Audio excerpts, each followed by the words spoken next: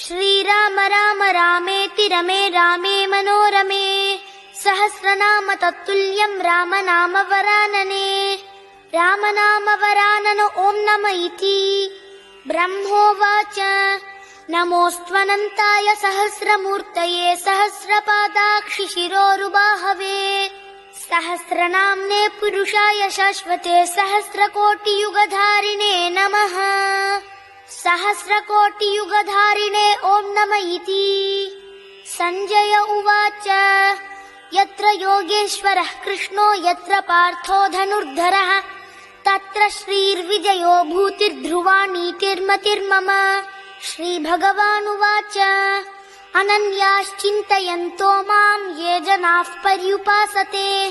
तेषाम् नित्याभियुक्तानाम् योगक्षेमम् वहाम्यहम् परित्राणाय साधूनाम् विनाशाय